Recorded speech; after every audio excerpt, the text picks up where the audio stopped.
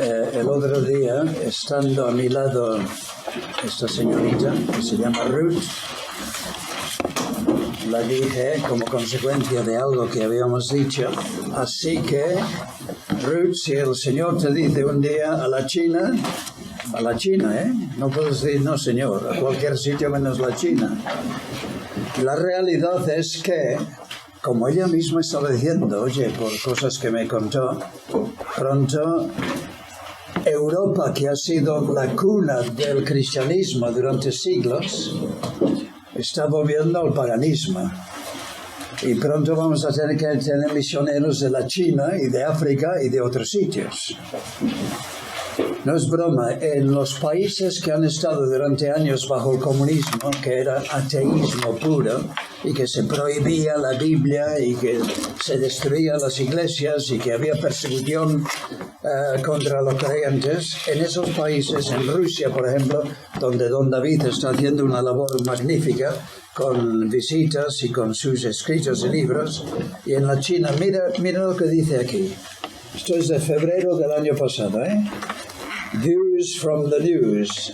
La China produce una Biblia por segundo. ¿Sabéis lo que es eso? Una Biblia por segundo. Mientras que en Europa ya no quieren Biblias, hasta los creyentes ya no quieren Biblias y no leen la Biblia. La Biblia ha llegado a ser el bestseller. ¿Sabéis lo que es el bestseller, no? Más vendido. ¿Cómo se dice en español? El más vendido. El más vendido. Pero hay una frase muy hecha, el bestseller. En la China, con la venta hasta el día de hoy de un país donde esto estaba prohibido hasta hace poco, con Mao Zedong y todo eso, 50 millones de ejemplares producidos hasta el día de hoy, esto en febrero del año pasado, por la única imprenta autorizada por el gobierno chino, que se llama Amite Printing. Y como la demanda por Biblias sigue a un ritmo creciente e imparable, Amity está a punto de trasladarse a unas instalaciones más grandes en Nankín, convirtiéndose así en la productora más grande de Biblias en todo el mundo. China, que hasta ahora ha sido Inglaterra y Estados Unidos, pero ya es China, oye, un país que hasta hace 4 días comunista y totalmente atea, Se ha convertido ya, yo estaba hablando precisamente en enero o febrero de este año, que nos visitó un hermano en la iglesia donde estamos en Bath, en Inglaterra, y yo, cuando me dijo que trabajaba para la Sociedad Bíblica, le dije, mira lo que yo he leído recientemente, será verdad, dice, precisamente mañana voy yo a China a hablar con esta gente. Es verdad lo que dice esto. Están produciendo ya más Biblias que nosotros en Inglaterra y en Estados Unidos.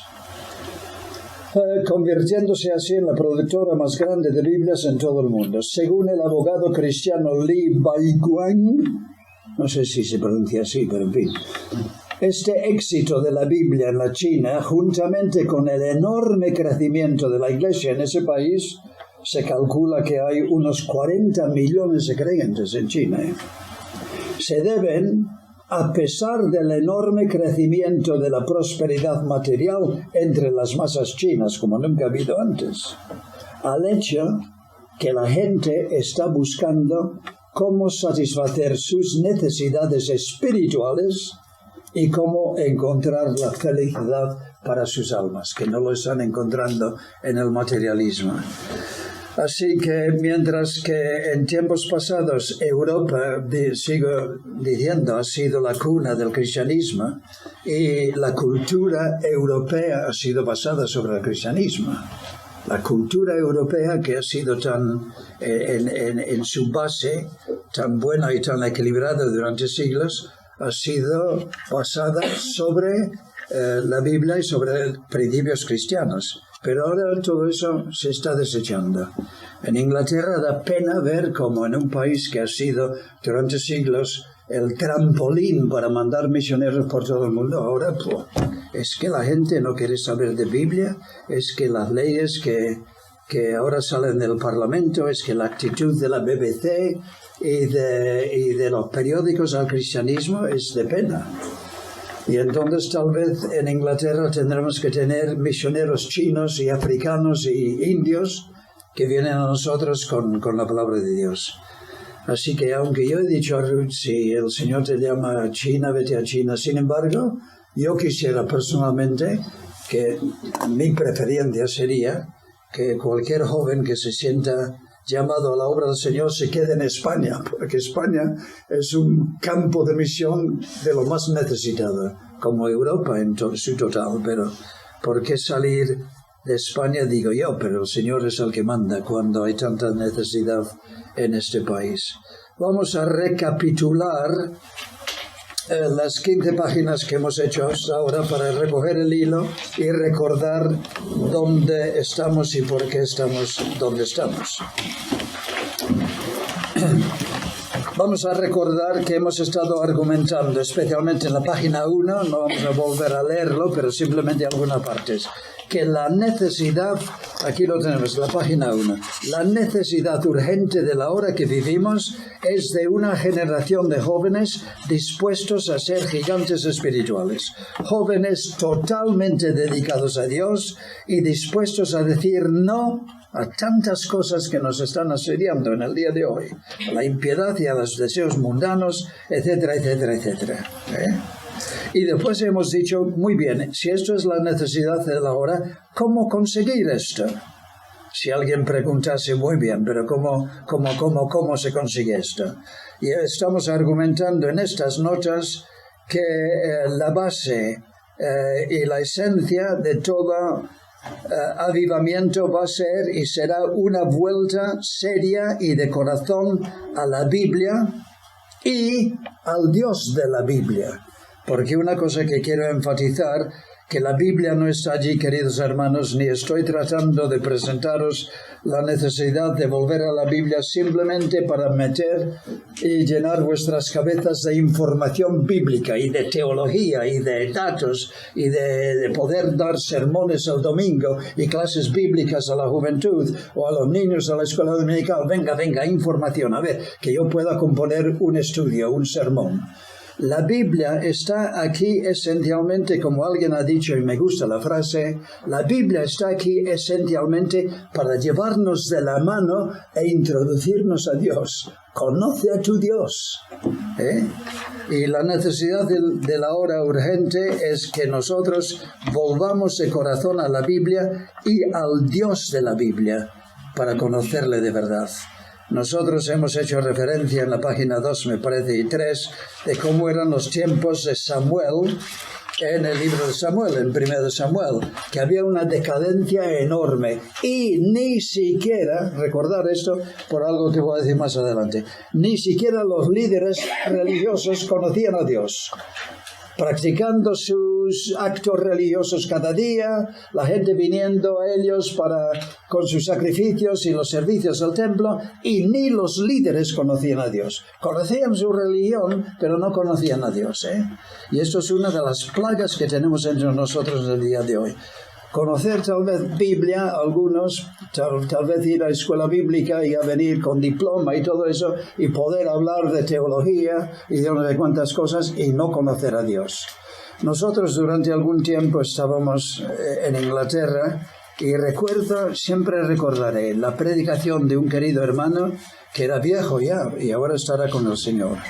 Y estaba hablando como ilustración de un tal Robert Cleaver Chapman. ¿Habéis oído hablar de Robert Cleaver Chapman?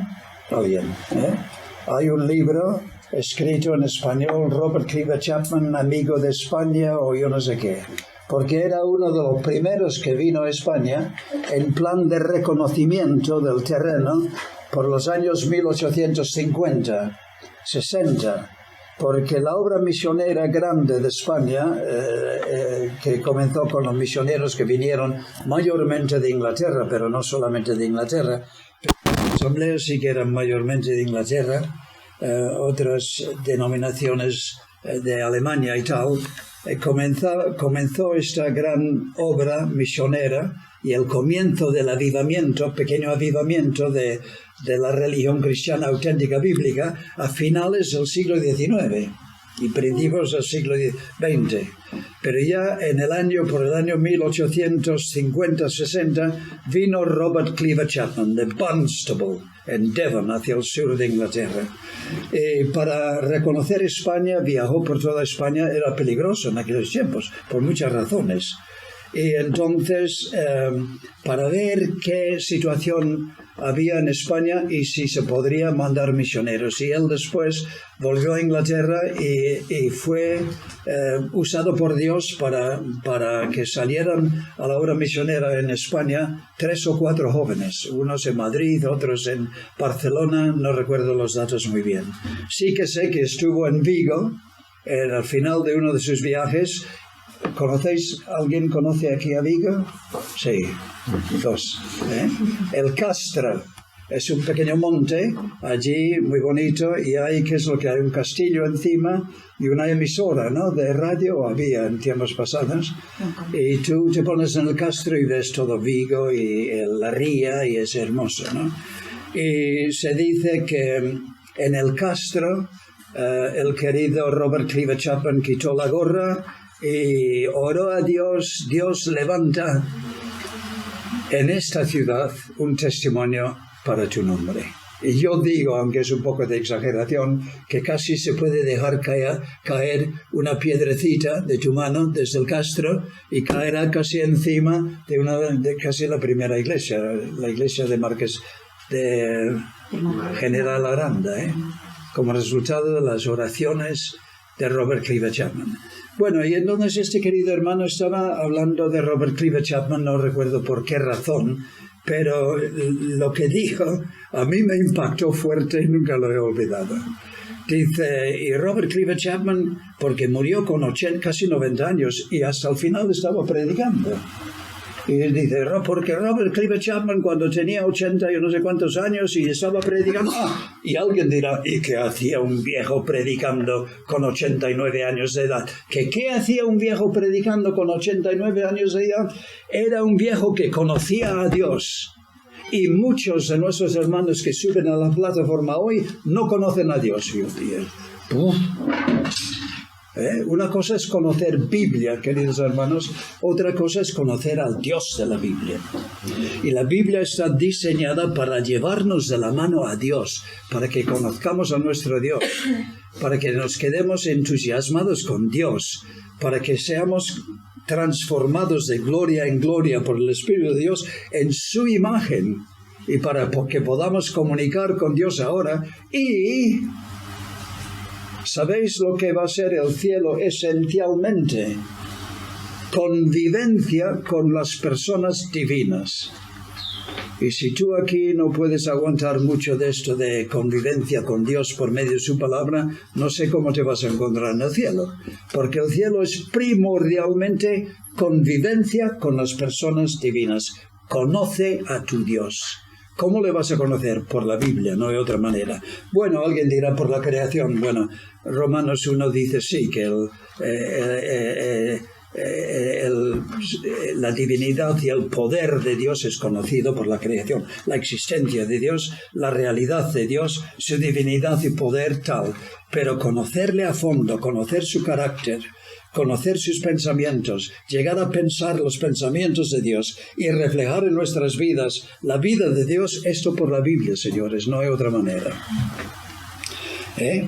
Ahora, ¿por qué enfatizo esto tanto? Porque, como hemos argumentado en el capítulo 3, o en la página 3, que ya lo hemos dicho realmente, hay un creciente abandono de la Biblia por creyentes en el día de hoy. Hay un creciente desconocimiento de la Biblia y como consecuencia desconocimiento de Dios y como consecuencia mera religión, venga, y asistir a los cultos y decir siempre las mismas oraciones de la misma manera y las mismas 4 cosas y un ambiente que aburre muchas veces a la gente porque no hay realidad de Dios, porque no conocemos a Dios.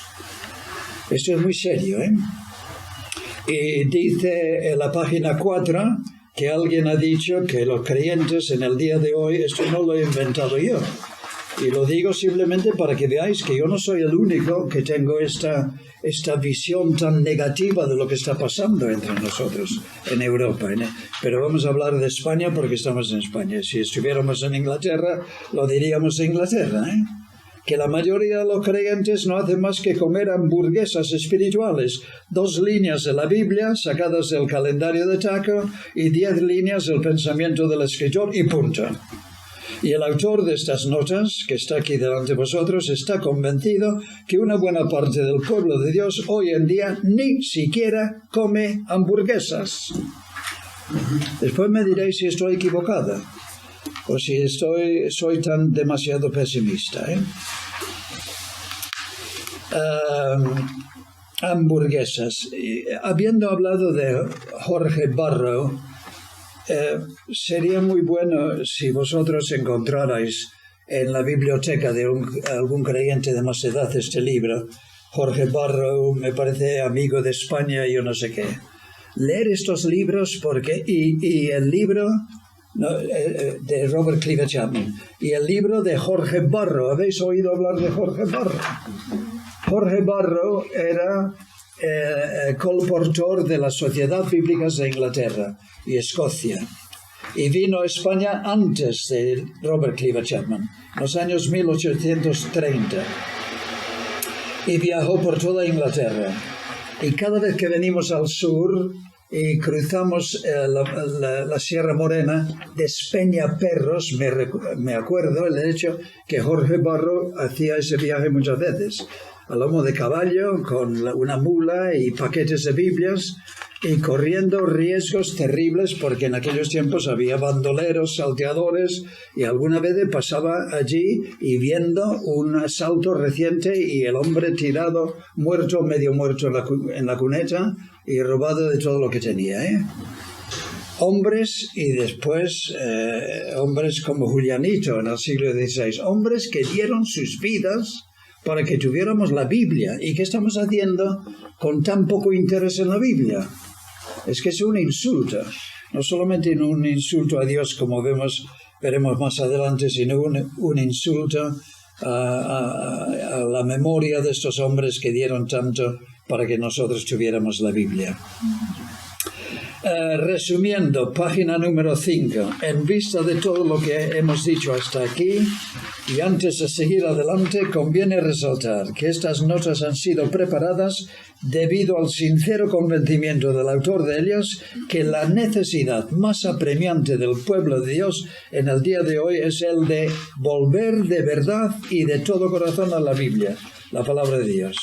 Volver a recuperar la convicción profunda no solo de la necesidad, sino también del deber de cada persona que se llama creyente de tomar la Biblia muy en serio como la cosa absolutamente prioritaria de la vida. De esto vamos a hablar más adelante. Y hemos después puesto en la página 6 y 7 el apéndice 1, que es el Evangelio Light.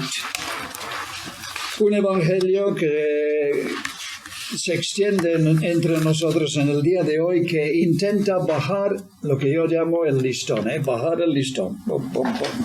Y lo que hemos dicho aquí, y volveremos a decirlo, señores, hermanos y hermanas, aquí no bajamos el listón. Hace años solía venir a David a las conferencias bíblicas que tenemos en la granja durante 23 años. Con un grupo de alguna vez de 80, 90, hasta 100 personas, porque venía Utrilla también de Ávila con un grupo de jóvenes que, como no cabían todos en las instalaciones, dormían en tiendas de campaña allí debajo de los árboles, en los bosques. Y un año vino mucho menos gente de lo normal, y entonces hablamos con algunos que habían venido de otras partes. Oye, una que vino de Galicia y otra que era médico, que vino de Asturias, y las dos nos dijeron, es que mire usted, nos han dicho ancianos de nuestras iglesias, las dos dijeron la misma cosa, la médico de Asturias y la de Galicia. No, es que nos han dicho, vosotras todavía vais a la granja.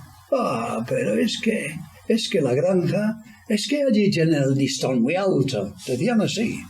Lo he recordado esta mañana porque se me había olvidado. Es que allí tienen el listón muy alto, porque allí exigíamos, y esto hace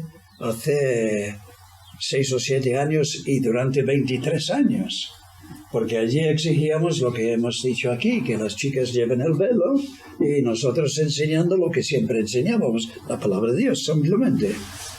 Y tuvimos tiempos buenos, ¿verdad, David? David aprendió mucho allí, yo también.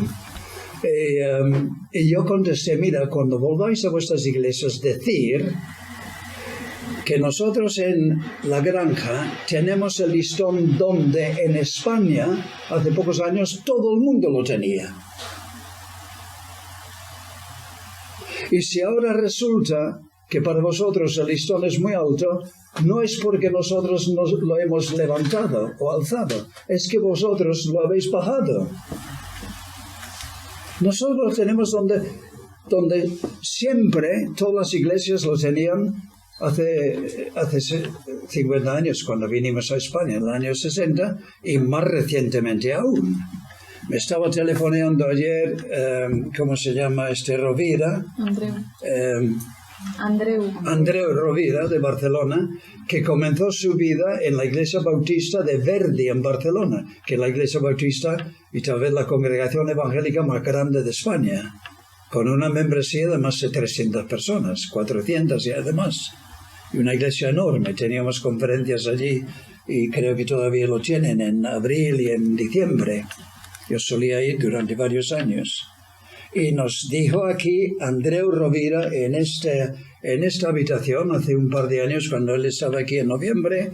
Hombre, yo recuerdo años atrás, cuando íbamos a Verdi, todas las mujeres de una congregación de más de 300 personas llevaban velo.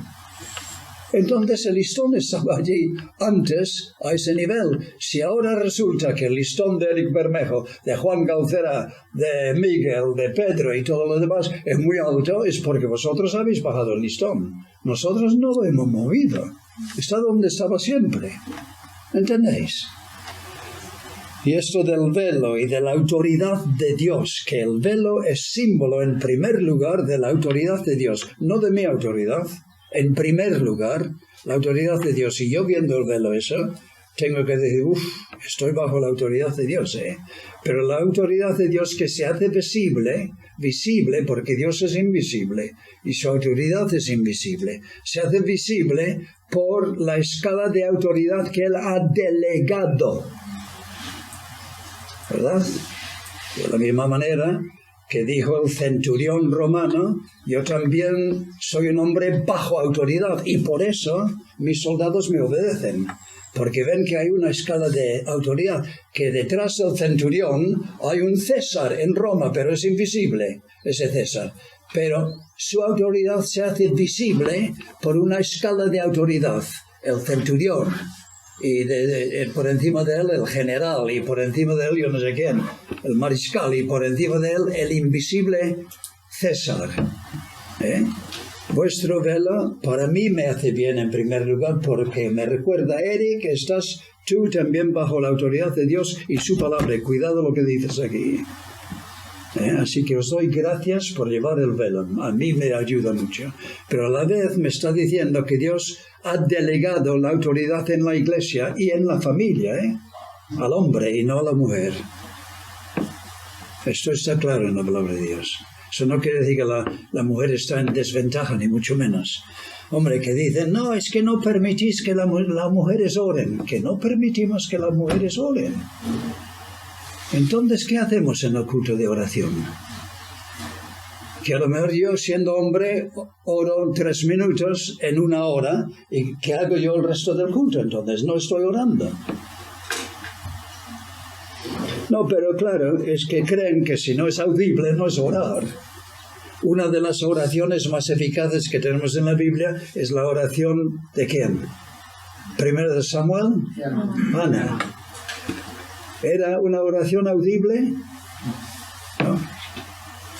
Se movía sus labios. Elí, que no era muy inteligente, creyó que estaba borracha la pobre mujer. Y tuvo efecto su oración. Claro que sí. Que no digan que nosotros no permitimos que las mujeres oren. Entonces, ¿qué estamos haciendo en el culto de oración?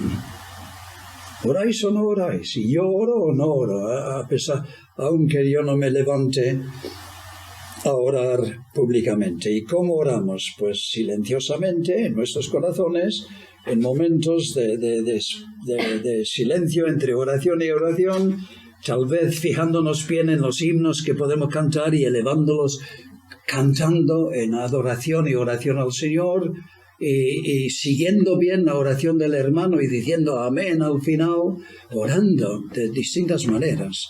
En fin, estoy desviándome un poco de el tema, pero simplemente esto viene dentro de la idea del listón. Esta es la asignatura, señores, y nosotros, que se sepa, yo, Eric Bermejo, y creo que Pedro puede decir lo mismo y Miguel lo mismo, estamos enseñando no solamente lo que nosotros siempre hemos enseñado, lo que en España antes siempre se enseñaba en todos los sitios. Y ahora creemos o creen que somos más listos que 2000 años de historia evangélica. Estamos tomando posturas, algunos están tomando posturas que en esencia están diciendo, nosotros somos más listos hoy que 2000 años de historia evangélica y centenares de miles de hombres y mujeres santos de Dios. Y yo lo he dicho a algún querido hermano, obrero del Señor, si tú puedes hacer eso, decir eso, dilo, pero yo no lo puedo decir, que yo soy más inteligente que ellos. Yo sé que hombres como Robert Cleaver Chapman y otros de esas generaciones pasadas, si leéis libros de ellos, eran gigantes en la fe. Y nosotros, yo por lo menos, un pigmeo al lado de ellos. Y voy a tomar una postura ahora que dice que yo soy más inteligente que ellos. Eso sí que es un orgullo y una insensatez que yo no lo entiendo. Pero en fin. Sufrir la exhortación, queridos hermanos y hermanas. Entonces, en las páginas 6 y 7, el índice número 1, en la página 8, el índice o el apéndice, mejor dicho, número 2, hablando de la Biblia y diciendo, quiero leer este párrafo, si todo esto es verdad, lo que dice aquí de la Biblia, y dice mucho y cosas muy bellas.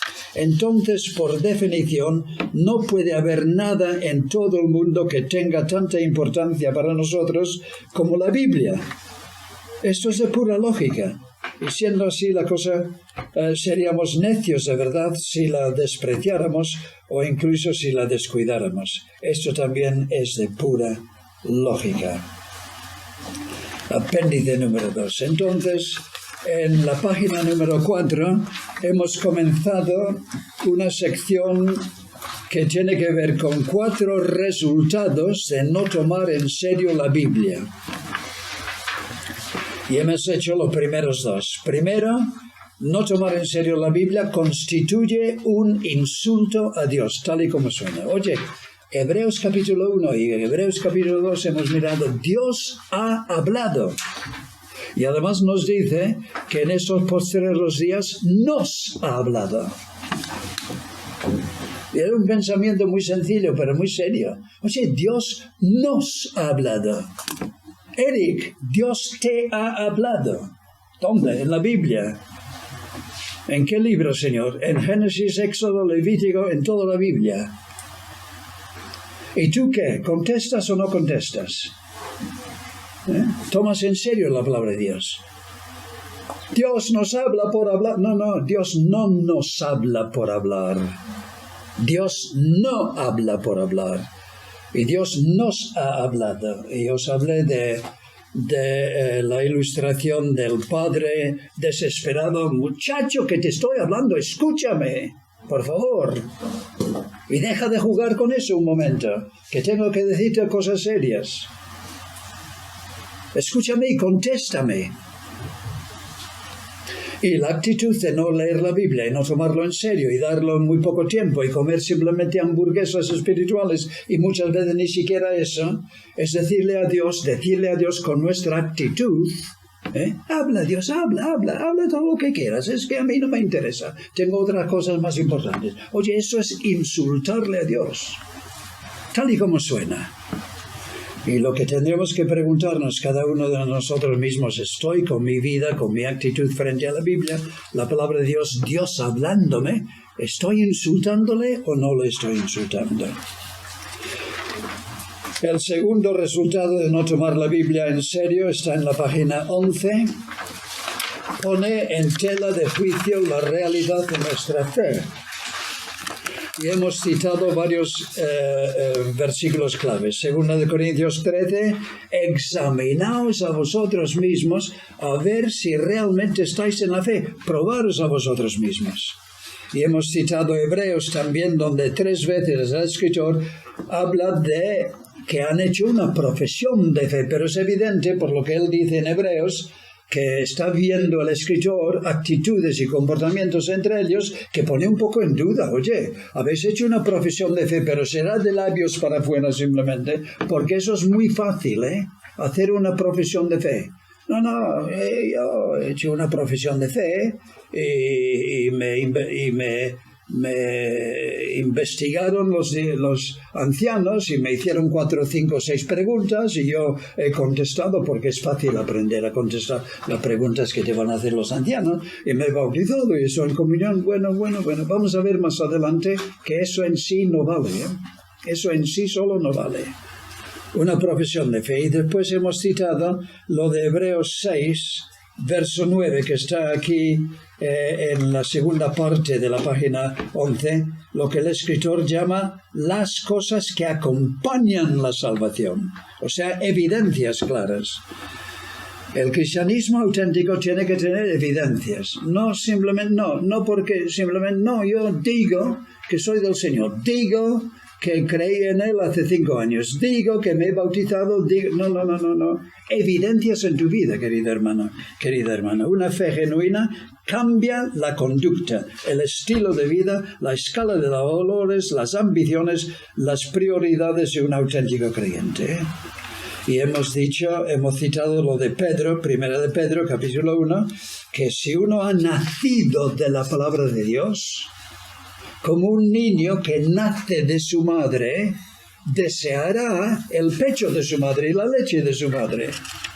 Y si no lo desea, con pataleos y con chillidos y con todo lo que puedas imaginar, entonces algo le pasa, o no vive, o ha muerto, o tiene una enfermedad seria. Como recién nacidos, desead con todo el corazón la leche de la palabra de Dios. Y si hay creyentes aquí, yo he visto tantas cosas en mis viajes por España, más adelante os citaré algunas, ¿no? De gente, especialmente jóvenes, bueno, tal vez mayores también, porque los mayores tal vez se acostumbran a sentarse muy quietos en sus sillas y escucharte, y a lo mejor entra por aquí y sale por allí. Pero he visto a jóvenes que no tienen ningún interés en lo que tú estás. Y después que han estado delante guiando la adoración con música y con cánticos. Y cuando llega la hora de hablar la palabra de Dios, ni esto de interés. Y esto hablaremos más adelante. Entonces, una de las evidencias claves es que el auténtico creyente tendrá gusto por la palabra de Dios. Tendrá ganas de la palabra de Dios. Deseará leerla, meditarla, guardarla, reflexionar sobre lo que ha leído, e investigar y descubrir los tesoros de la palabra de Dios, y descubrir su Dios y andar más cerca de su Dios. Esto es una evidencia clara. Y hemos citado también lo de Hebreos 8, las características y condiciones del nuevo pacto. El nuevo pacto: escribiré mis palabras, mi ley, en sus corazones y en sus mentes. El auténtico creyente tendrá un corazón hacia la palabra de Dios y una mente que querrá empaparse de la palabra de Dios y fraguarse en la palabra de Dios y desarrollar lo que hemos dicho ayer o el otro día. Pensar una mentalidad bíblica, pensar los pensamientos de Dios y así vivir una vida conforme a la voluntad de Dios y conocer a Dios. Mañana, cuando estamos en la cena del Señor y cada domingo, Y cuando están para repartir el vino, y repiten lo que muchas veces, esto es la copa del Nuevo Testamento en mi sangre, del nuevo pacto en mi sangre. No penséis simplemente, sí, el nuevo pacto, qué bonito, que la sangre de Jesucristo a mí me limpia de todo pecado y ahora soy salvo. Eso sí, pero el nuevo pacto está diciendo, Eric, que mi intención es poner mi ley, mis palabras, mi Biblia en tu mente y en tu corazón. ¿Cómo va este asunto? Para que tu vida sea transformada conforme a lo que dice la palabra de Dios. Ahora, si eso no existe en el que se llama creyente, entonces examínate, querido hermano, examínate, querida hermana, a ver si realmente estás en la fe. Probaos a vosotros mismos. Y nunca mejor momento de hacerlo como que en la misma cena del Señor, como el Señor dice en 1 Corintios 11, que cada uno se examine a sí mismo. A ver, el nuevo pacto, Señor, qué bonito, el nuevo pacto en tu sangre. Tú me has librado de todo. Sí, pero hay responsabilidades. Dios empeñado en escribir su ley, su palabra, sus pensamientos, sus mandamientos en tu corazón, querido hermano, y en tu mente y en tu vida. Y yo estaba pensando cuando Miguel estaba hablando ayer de los tiempos de Josías en 2 de Crónicas 34. La idolatría que existía dentro del pueblo de Dios. Y yo no sé hasta qué punto, muy cerca de la casa de Dios y el amor, cosas hasta dentro. En algunos momentos de la historia de Israel sí que había cosas idolátricas hasta dentro del templo. Y nosotros somos casa o templo de Dios. Idolatría, claro, pero nosotros tenemos un concepto muy raro de la idolatría. Eso son los judíos, eso son los católicos con sus imágenes. Eso sí que es idolatría. Mira, queridos hermanos, y hablo en serio, por lo que también decía Miguel el otro día, estoy totalmente de acuerdo. Alguien dijo hace tiempo, muchos creyentes en el día de hoy conocen más y mejor la faz de su televisión que la faz de su Dios. Eso es idolatría.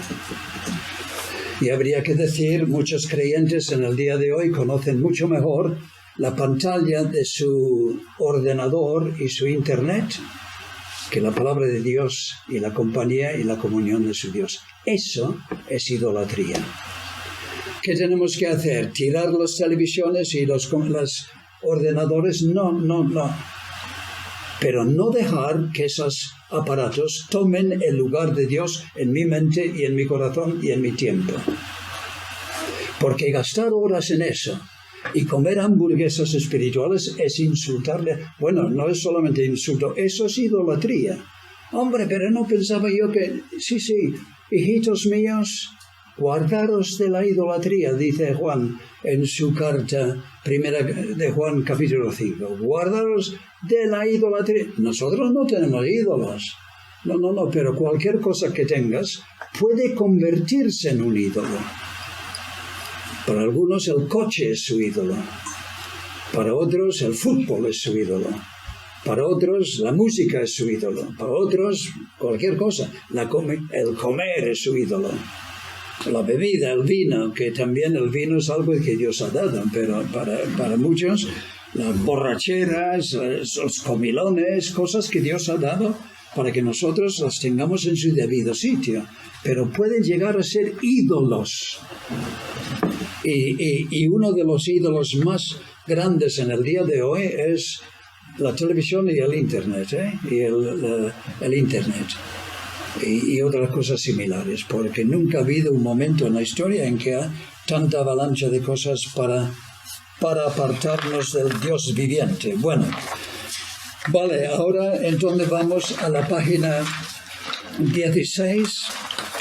El primer resultado de no tomar en serio la Biblia es que constituye un insulto a Dios.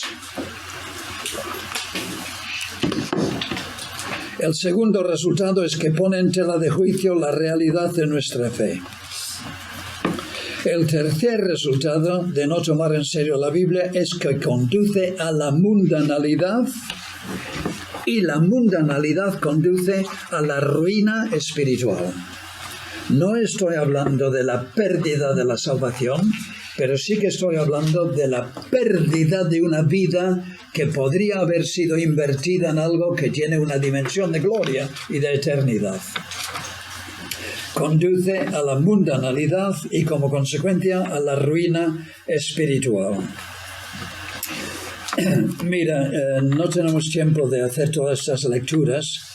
Hay que ir rápidamente si vamos a cubrir todas las páginas del cuaderno. Pero yo ruego que después en casa vosotros repaséis estas páginas y leáis estos textos y otros que no hemos leído por ir tan rápido. ¿Qué es la mundanalidad? Si leyésemos estos textos, notaríamos que la palabra mundo se usa de tres maneras en estos textos. Uno, con referencia a este mundo físico a nuestro alrededor, que ha sido creado por Dios mismo para nuestro disfrute y placer, y también para demostrar de día y de noche ante todos los habitantes de este globo terrestre su glorioso poder y deidad. Romanos 1:20 y el Salmo 19:1, etc. Un sentido positivo. Entonces el mundo, la palabra mundo, usada en un sentido positivo. El mundo que Dios ha creado. Mira, aquí gozamos del mundo, de una pequeña parte del mundo, y esto es bueno porque Dios lo ha creado para nuestro disfrute y para demostrar su gloria y la realidad de su existencia. Se usa en segundo lugar con referencia a cada ser humano, porque de tal manera amó Dios al mundo. No está hablando del mundo físico, ahora está hablando del mundo de seres humanos. Todo ser humano que habita este mundo y que también ha sido creado por Dios, además de en su misma imagen y semejanza, por lo cual cada uno es de infinito valor ante los ojos de Dios. Génesis 1:26, Juan 3:16, la palabra mundo en un sentido positivo. El mundo físico, el mundo de los hombres. 3, con referencia a otra cosa muy negativa. Está bien claro por los textos citados arriba y también por otras muchas partes de la Biblia que en este mundo tan bello, creado por Dios para su gloria y nuestro disfrute, existe otro mundo. Un mundo no creado por Dios, sino por los hombres. Un mundo a veces tremendamente atractivo, pero tremendamente peligroso. Un mundo esencialmente contrario a Dios. Y no estamos hablando aquí del sórdido mundo del crimen, de las drogas, de las mafias, de los asesinatos y de las 1001 barbaridades e injusticias que se cometen cada día en nuestro desgraciado mundo. No hace falta que nadie nos diga que ese mundo es un mundo peligroso y contrario a Dios. Estamos hablando de algo mucho menos evidente, mucho más sutil y tremendamente engañoso. Algo aceptado por todo el mundo como normal, lo que estaba diciendo Miguel ayer. Si todo el mundo lo hace, si esto lo hace, si el otro lo hace, si el hijo del anciano o la hija del anciano lo hace, si todo el mundo lo hace. Un momento. Algo aceptado por todo el mundo como normal, y hasta por muchos creyentes también, pero que es esencialmente contrario a Dios. ¿De qué se trata entonces? Lo que la Biblia nos está diciendo es que este mundo tan bello y placentero, creado así por Dios, está impregnado de un ambiente, de un estilo de vida, de unos valores, de un carácter, de una manera de ser y de pensar, y podríais ir añadiendo, de deseos y de gustos que son esencialmente contrarios al carácter y a la manera de ser y de pensar de Dios, su creador y dueño. Amar, adoptar, dejarte llevar por las costumbres, las ideas, los valores y el estilo de vida de tal mundo es mundanalidad. Y Tener en cuenta que solo dice la Biblia, Santiago 4:4. La mundanalidad, si tú te metes, si tú te dejas engañar por la mundanalidad, es constituirte enemigo o enemiga de Dios. Así declara, es la solemne advertencia de Santiago 4:4. De allí la ferviente oración de nuestro Señor que hemos leído, bueno, no lo hemos leído, pero habría que leerlo en Juan 17, donde Él pide al Padre que nosotros, su pueblo, aunque estamos en el mundo neutral, seamos guardados del mundo, este mundo, con su ambiente, con su estilo, con sus gustos, con su modus vivendi, con su manera de ser, con sus costumbres y sus valores, guardados del mundo, ese mundo del cual estamos hablando aquí. Ahora, para ayudarnos a entender mejor esta cuestión de tan vital importancia, vamos a explicarlo de nuevo de la siguiente manera. Existen esencialmente dos mundos, para simplificar la idea.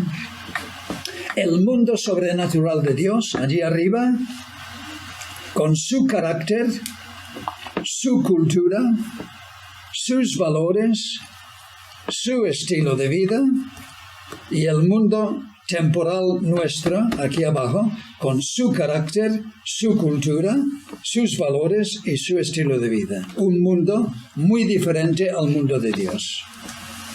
La mundanalidad es vivir, pensar y actuar según los ideales, las costumbres y los valores de este mundo temporal, y no según los ideales, las costumbres y los valores del mundo sobrenatural de Dios. Es adoptar la cultura o el modus vivendi. ¿Entendéis la palabra, la frase modus vivendi? El estilo de vida, modus vivendi.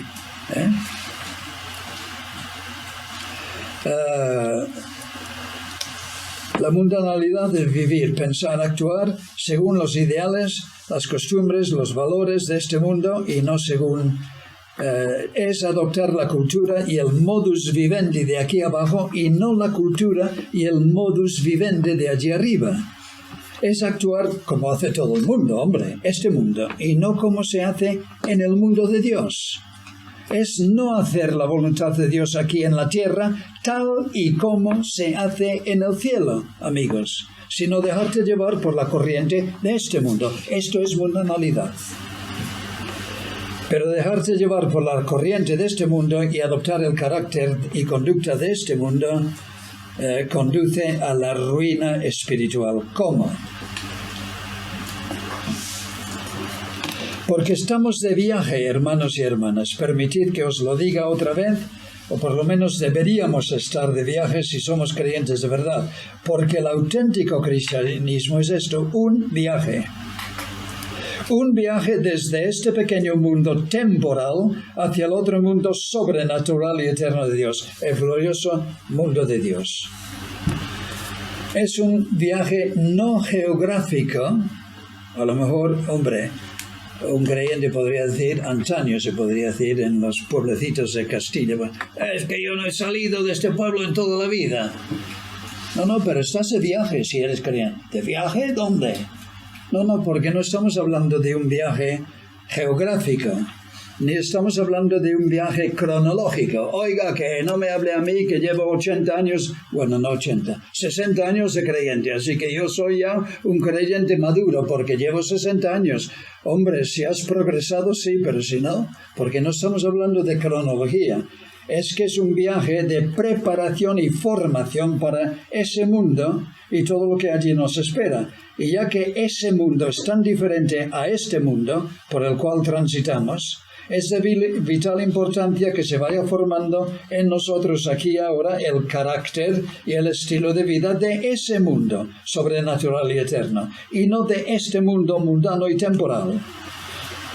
Y si queréis saber algo sobre esto, habría que leer esos versículos, pero no tenemos tiempo.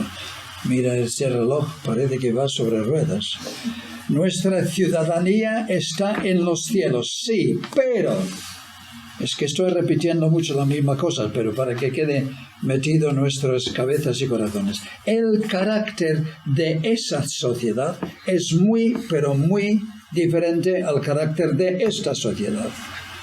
Y a no ser que aprendamos aquí ahora durante el viaje a buscar las cosas de arriba y poner la mira en las cosas de arriba y no en las cosas de la tierra, nos descarriaremos del camino en vez de avanzar y llegaremos allí arriba mal preparados para lo que se nos espera allí.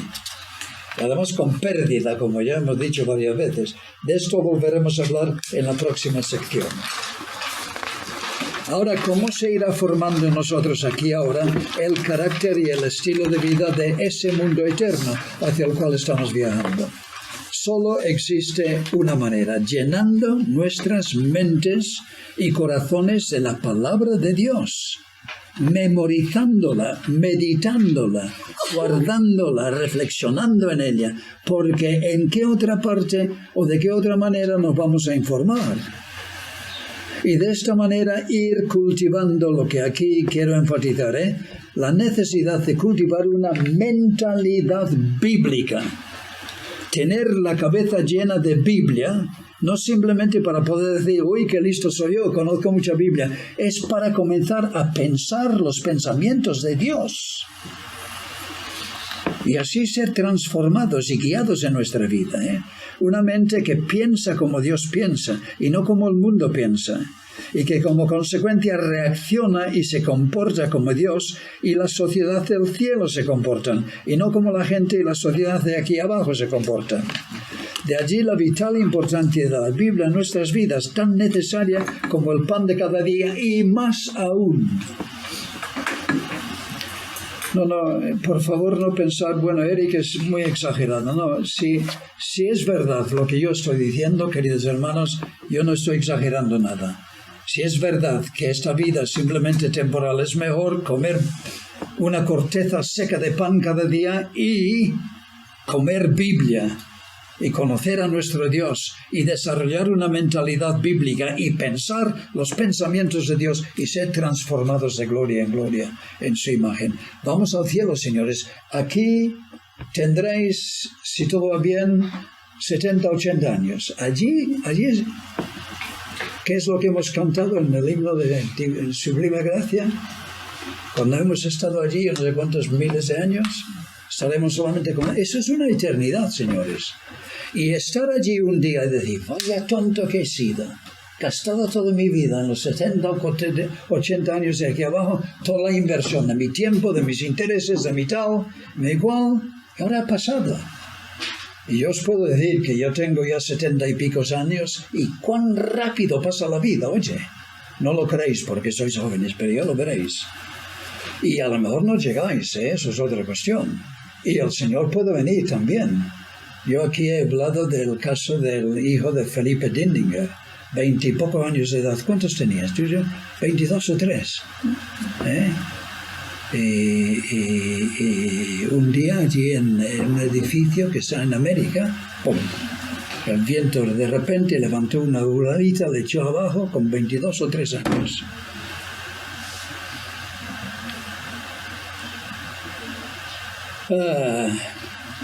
De allí la vital importancia. Una mentalidad bíblica abre de par en par una avenida de comunicación por la cual Dios puede obrar poderosamente en nuestras vidas, con el fin de realizar en nosotros, con nuestra decidida colaboración, su glorioso propósito para nuestras vidas, conforme a su vocación y elección.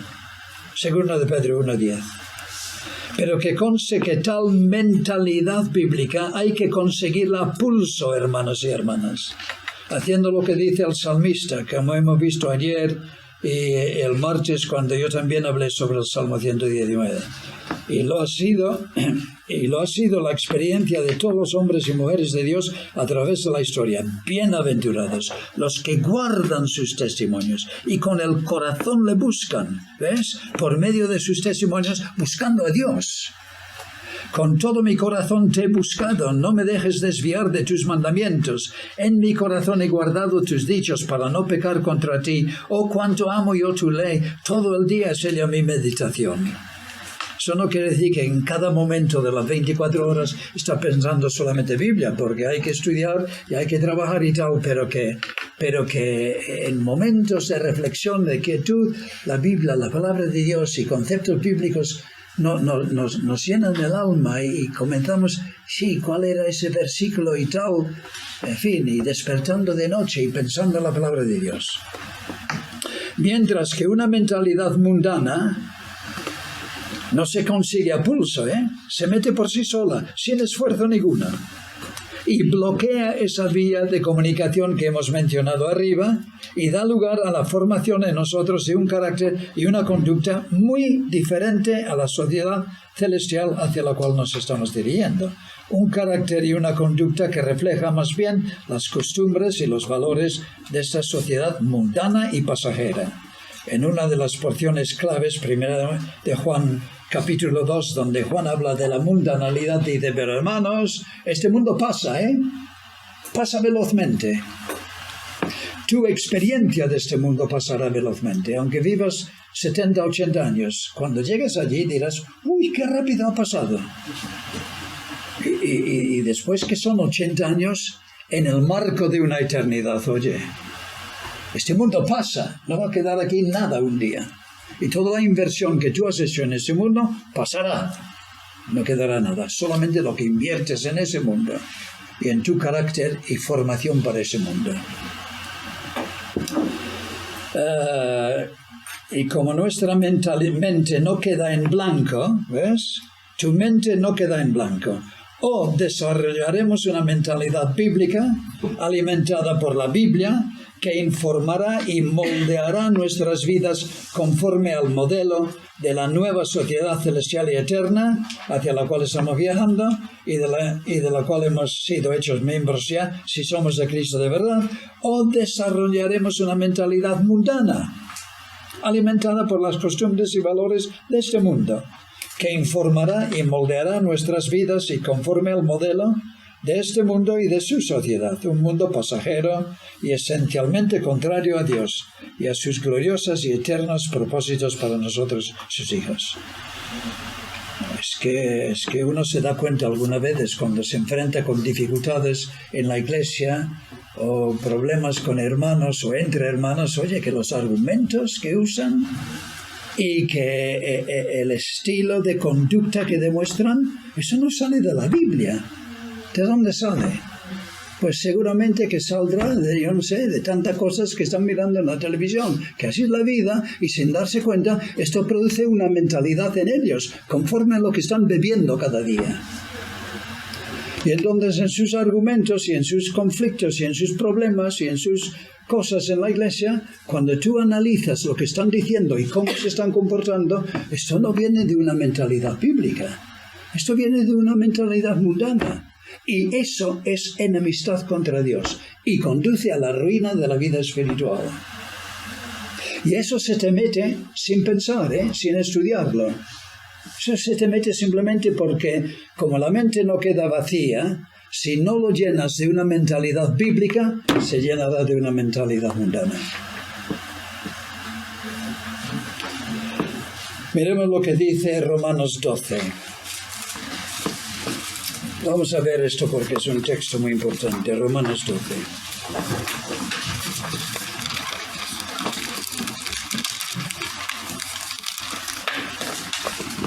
Así que, hermanos, os ruego por las misericordias de Dios que presentéis vuestros cuerpos en sacrificio santo, agradable, vivo, santo, agradable a Dios, que es vuestro culto racional. No os conforméis a este mundo, a este siglo, sino transformaos por medio de la renovación de vuestras mentes o entendimientos.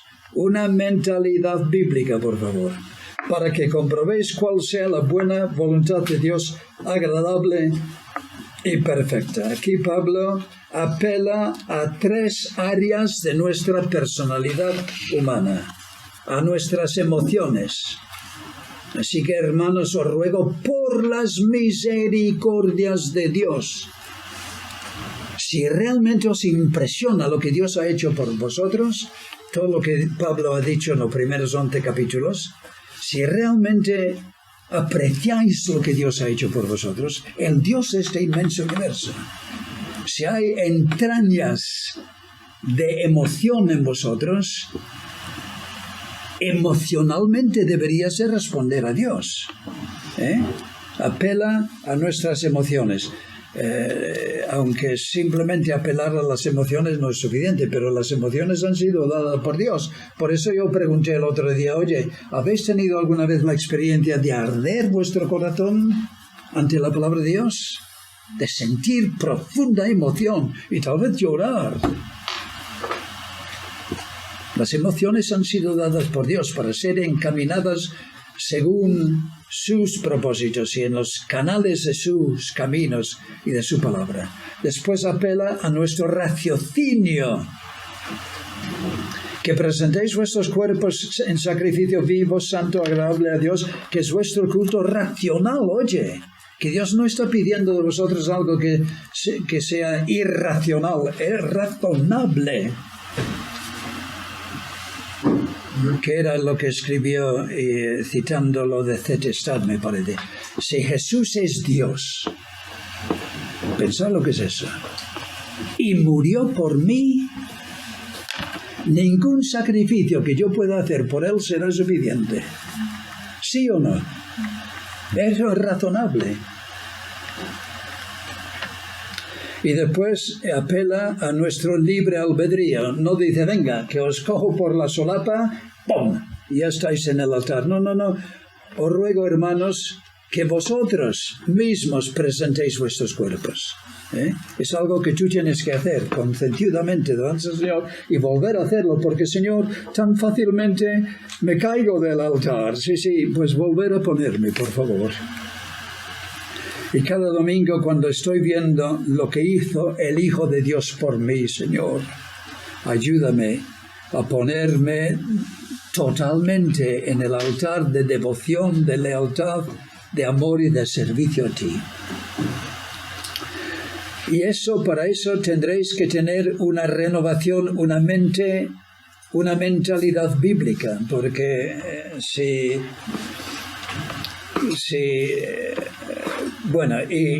leyésemos los versículos que siguen, dice, para que comprobéis cuál sea la buena voluntad de Dios, agradable y perfecta para vosotros.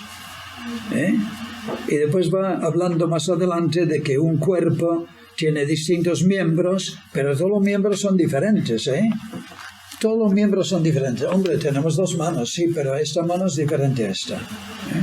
Muy similar, pero diferente.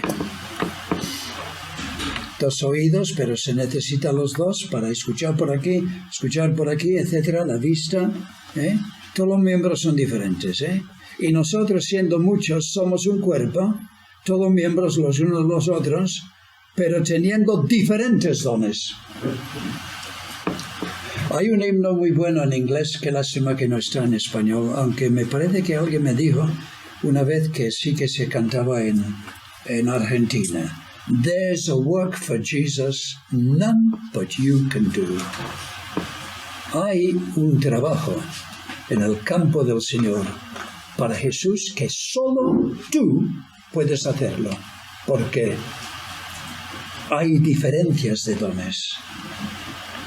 Y yo no sé si vosotros sabéis que no hay otro Benjamín en todo el mundo, que ya hay 6.000 millones, ¿no?, de seres humanos en el. Y es que no hay otra persona exactamente igual físicamente ni en su carácter y en sus emociones como Benjamín. Tú eres una pieza única.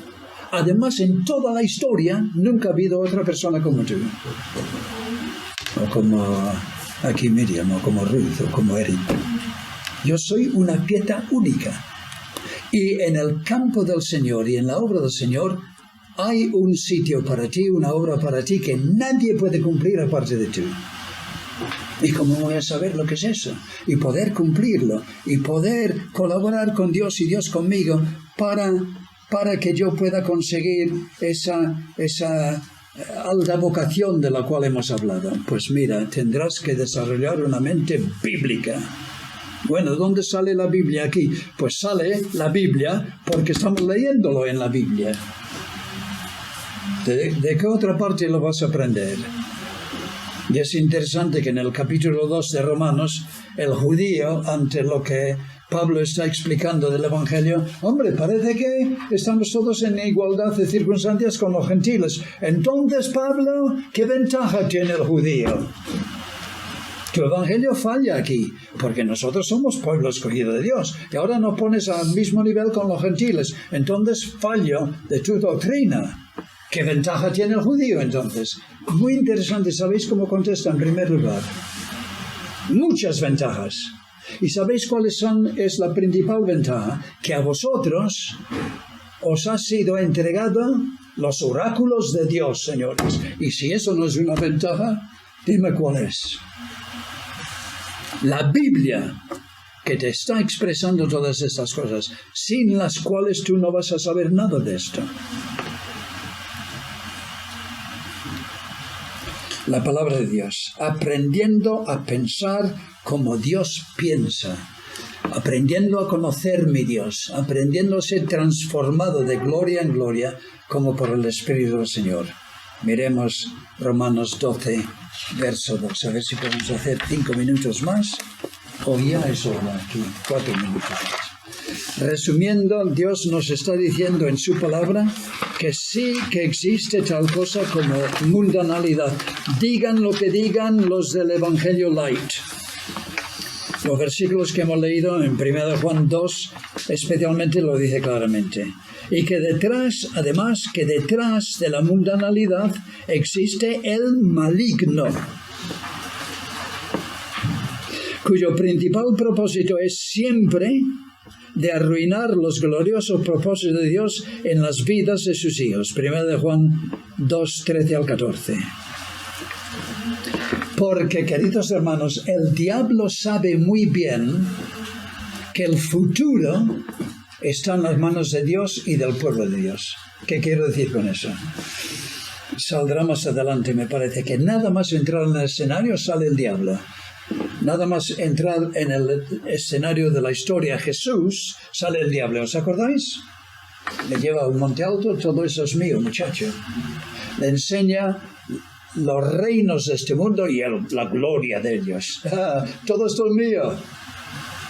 No se te ocurra tú venir aquí con presunción de ser dueño de esto, es mío. ¿Y por qué no llegamos a un acuerdo? Oye, ¿por qué vas a ir tú a la cruz? Vamos a llegar a un acuerdo. Puedo darte a ti el señorío sobre estos reinos con tal de que tú reconozcas que yo soy el dueño supremo. Y el Señor no dijo, eres un mentiroso. 3 veces en el Evangelio según San Juan el Señor le llama el príncipe de este mundo. Detrás de este mundo y sus sistemas y su cultura y su forma de ser está el maligno.